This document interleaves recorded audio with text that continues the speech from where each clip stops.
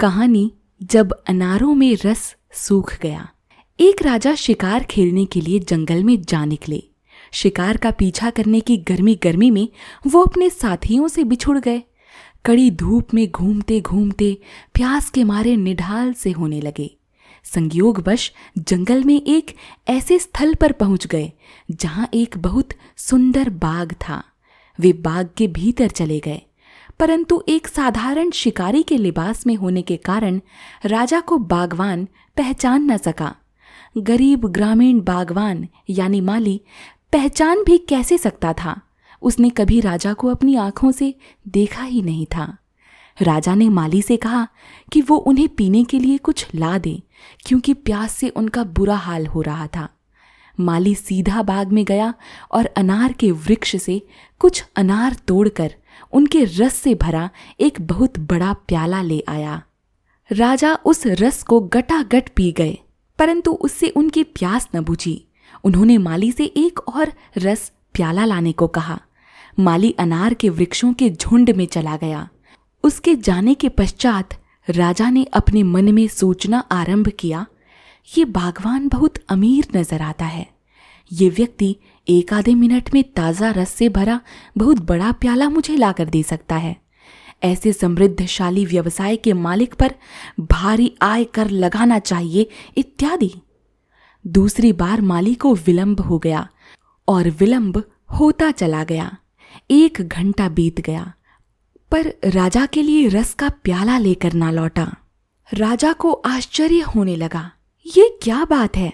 मैंने जब पहले माली से पीने के लिए कुछ लाने को कहा था तो वो अनारों के रस से भरा प्याला 1 मिनट के भीतर ही ले आया था, और अब वो 1 घंटे से अनारों का रस निकाल रहा है और अभी तक प्याला नहीं भरा गया। ऐसा क्यों है? 1 घंटे के पश्चात कहीं जाकर माली ने एक प्याला लाके राजा को दिया। वो भरा हुआ ना था। राजा ने इसका कारण पूछा, आखिर ये प्याला इतना खाली क्यों रह गया है? इससे पहले जो प्याला तुम लाए थे वो तो लबालब भरा हुआ था। माली ने, जो एक साधु पुरुष था, उत्तर दिया, मैं जब पहली बार आपके लिए अनारों का रस लेने गया था उस समय हमारे राजा की नीयत एवं मनोवृत्ति बहुत ही अच्छी, बहुत ही दयामय थी, और जब मैं दूसरी बार आपके लिए अनारों का रस लेने के लिए गया तो उस समय हमारे राजा का उदार, करुणामय और स्नेहशील मनोभाव अवश्य बदल गया होगा। इसके सिवा मैं अपने अनारों की भरी पूरी प्रकृति में अकस्मात परिवर्तन आने के विषय में और कोई उत्तर नहीं दे सकता।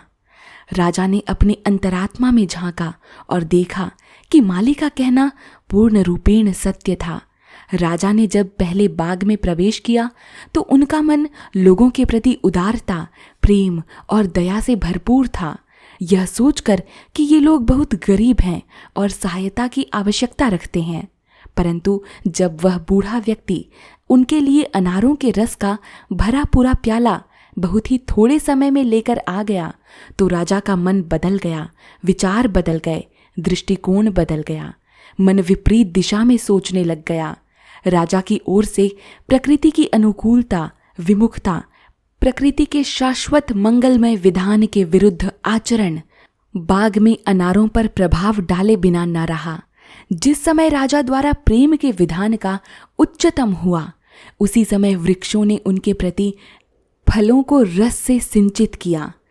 आप जब तक प्रकृति के साथ पूर्ण रूप से अनुकूलता, एक रूपता एवं एकता रखते हैं, तब तक आपका मन विश्व ब्रह्मांड के साथ एक रूपता व एकत्व लिए रहता है और आप हर एक से एवं सबसे एकता अनुभव करते हैं और हर एक और सब में एकत्व देखते हैं। समस्त परिस्थितियाँ, परिवेश, इर्द गिर्द की समस्त चीज़ें, यहाँ तक कि हवाएं और लहरें भी आपके पक्ष में हो जाती हैं। और जब आप विश्व ब्रह्मांड प्रकृति के प्रति विरोध भाव रखेंगे, उसी समय आपके मित्र, बंधु, संबंधी आपके विरुद्ध हो जाएंगे। उसी समय आप संसार को अपना शत्रु बना लेंगे। सारा संसार सशस्त्र शत्रु के रूप में आपके विरुद्ध उठ खड़ा होगा। प्रेम सबसे एकत्व, एक रूपता स्थापित करता है, तथा संसार की समस्त शक्तियों को अपना साथी बना लेता है और घृणा, विरोध और फूट को जन्म देती हैं।